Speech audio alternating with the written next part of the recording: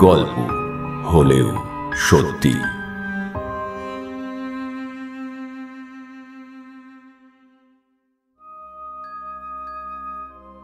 নমস্কার শ্রোতা বন্ধুরা, আপনাদের গল্প হলেও সত্যি চ্যানেলে স্বাগতম। বন্ধুরা, আপনারা যারা এখনও আমাদের চ্যানেলটিকে সাবস্ক্রাইব করেননি তারা অবশ্যই আমাদের চ্যানেলটিকে সাবস্ক্রাইব করে নিন এইরকমই আরও সত্যি ঘটনা অবলম্বনে ভূতের গল্প শোনার জন্যে। তবে চলুন আর বেশি দেরি না করে শুরু করা যাক আজকের গল্প। গভীর রাতে শ্মশান ঘাটে।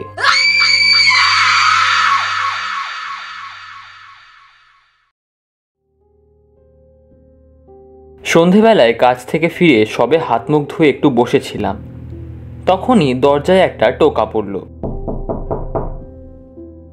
দরজা খুলতেই দেখলাম সুভাষ। কিরে, তুই এই সময়? সুভাষ বলল, আরে ভাই, শুনেছিস মাস্টার দাদু মারা গেছেন?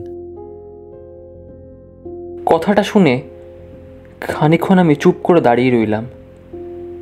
তারপর বললাম, কখন হলো? এই তো একটু আগেই নাকি।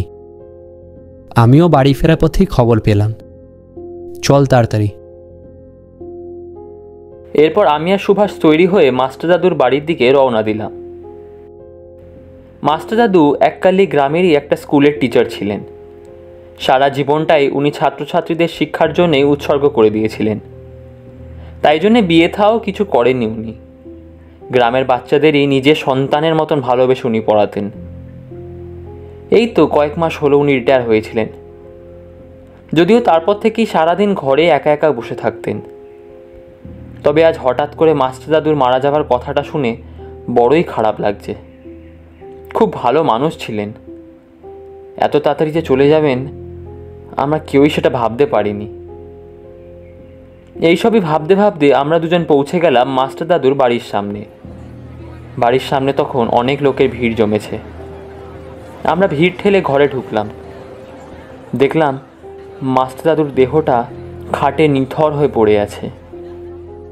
অজান্তেই চোখ থেকে জল গড়িয়ে পড়ল। খানিক বাদে স্বপনদা বলল, এবার সৎকালের ব্যবস্থাটা করতে হবে তো নাকি? ওনার আত্মীয় স্বজন কেউ আছে কিনা তাও তো জানি না, যে খবর দেব। তাই আমাদেরই তো সবটা দেখে শুনে করতে হবে। আমি, সুভাষ আর কয়েকজন ছেলেপুলে মিলে বললাম, হ্যাঁ ঠিক আছে স্বপনদা, আমরা সবাই আছি তো, অসুবিধা হবে না। যা যা করার আমরাই করে দেব। বেশ, তবে আর দেরি করা ঠিক হবে না। রাতও বাড়ছে আর আকাশের অবস্থাটাও কিন্তু ভালো নয়। যত তাড়াতাড়ি সম্ভব শ্মশানের উদ্দেশ্যে বেরোনো উচিত। আমরা স্বপনদার কথা মতো কাজে লেগে পড়লাম। যাবতীয় যা যা করণীয় সব গোছগাছ করতে লাগলাম। ফুল, মালা, ধূপকাঠি, খাটিয়া সব জোগাড় করা হলো। পাড়ার পুরোহিত মশাইকেও ডাকা হলো। সব জোগাড়যন্ত্র করে মাস্টার দাদুকে শোয়ানো হলো খাটিয়ার ওপর। আমি, সুভাষ, স্বপনদা আর অর্পণ আমরা চারজন মিলেই মাস্টার দাদুর দেহকে কাঁধ দিলাম। তারপর পা চালিয়ে বেরিয়ে পড়লাম শ্মশানের দিকে। আমাদের সঙ্গে আরও কয়েকজনও যোগ দিল। সবাই হরিনাম জপ করতে করতে এগিয়ে চললাম। রাত তখন 9টা কি 10টা হবে। রাস্তাঘাট ফাঁকা হতে শুরু করে দিয়েছে, আর এদিকে আকাশেও ঘন কালো মেঘ জমতে শুরু করেছে। মাঝে মাঝে ঠান্ডা হাওয়া এসে সারা শরীর যেন কাঁপিয়ে দিয়ে যাচ্ছে। আমাদের গ্রাম থেকে শ্মশান পায়ে হেঁটে আধ ঘন্টার রাস্তা। তবে ওই পথেই একটা জঙ্গল পড়ে। জঙ্গলটা পেরোলেই শ্মশান। কিন্তু ওই জঙ্গলে শেয়ালের খুব উৎপাত, সাপখোপও আছে। তাই ওইটুকু পথ খুব সাবধানেই যেতে হবে। আমরা যখন ওই জঙ্গলের কাছে এসে পৌঁছালাম তখন হালকা হালকা ঝড় উঠেছে। জঙ্গলের বড় বড় গাছের মাথাগুলো দুলতে আরম্ভ করেছে, আর তার সাথে সাথেই শেয়াল আর জংলি প্যাঁচার আওয়াজ যেন পরিবেশটাকে আরও গা ছমছমে করে তুলেছে।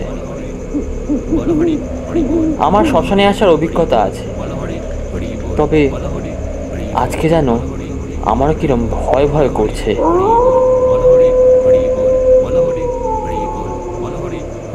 আবহাওয়ার এই অবস্থা দেখে স্বপনদা বলল, এই তোরা সবাই একসাথে থাক, কিন্তু আবহাওয়া কিন্তু খুব একটা ভালো নয়, আমাদের তাড়াতাড়ি পৌঁছাতে হবে, না হলে বৃষ্টি নেমে পড়লে আর কিছুই কিন্তু করা যাবে না। হ্যাঁ, ঠিক বলেছো দাদা, তাড়াতাড়ি চলো। এমনি এই জঙ্গলে বেশিক্ষণ থাকাটা কিন্তু সুবিধারও নয়। শ্মশানে যখন পৌঁছালাম তখন ঝিরিঝিরি বৃষ্টি আরম্ভ হয়ে গেছে। আমরা সবাই তাড়াতাড়ি চিতার কাঠগুলো গোছাতে লাগলাম, কিন্তু দেখতে দেখতে বৃষ্টির গতিটা আরও বেড়ে গেল। আমরা তাই আর কোনো উপায় না দেখে মাস্টার দাদুর দেহটা ওখানেই রেখে একটু দূরে একটা বড় গাছের তলায় আশ্রয় নিলাম। সুভাষ দৌড়ে আস্তে আস্তে বলল, এই ওখানটা দেখ, ওইখানে কেউ একটা দাঁড়িয়ে আছে না? আমরা বললাম, কই, কোথায় বলতো?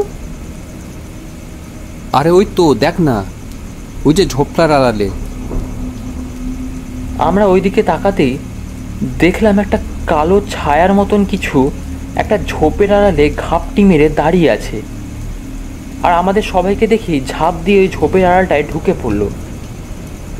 এই দৃশ্য দেখে আমরা সবাই একটু চমকে গেলাম। আমরা একটু ভয় পেয়েছি দেখে স্বপনদা বলল, আর তোরা ভয় পাচ্ছিস কেন?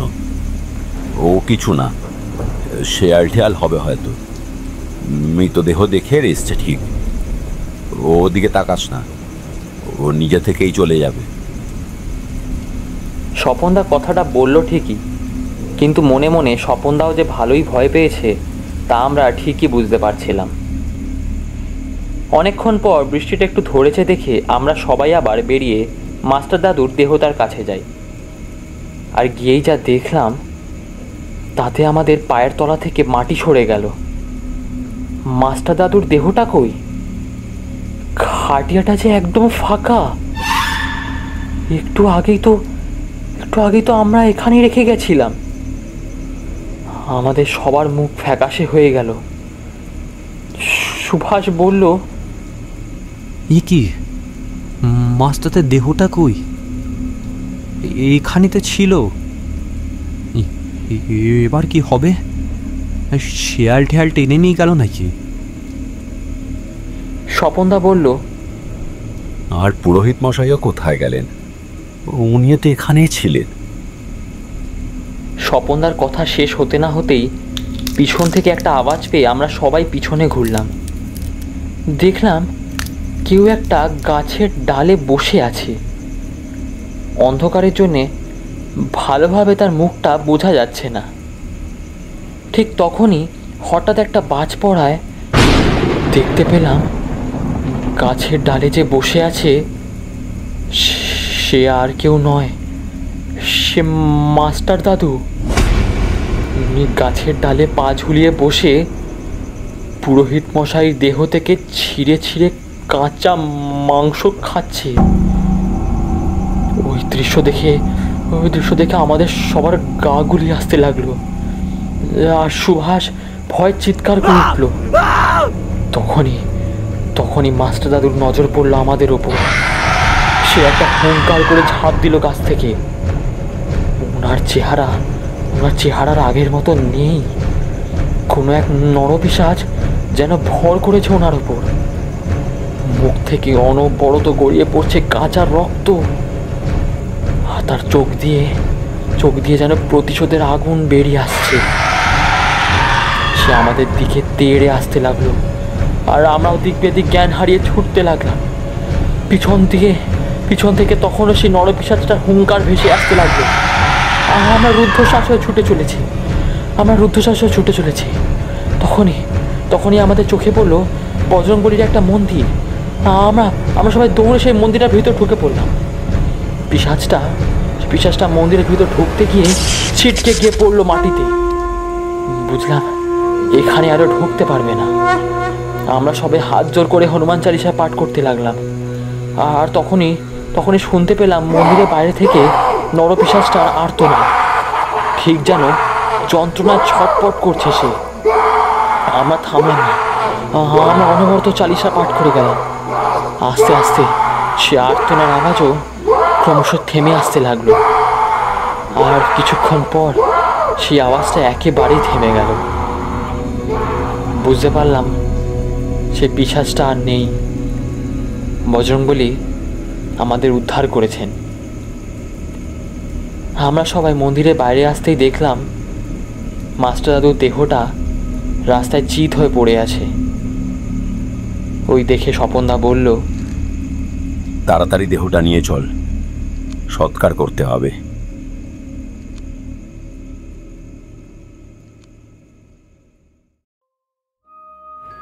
বন্ধুরা, আজ আমাদের গল্প এখানেই শেষ।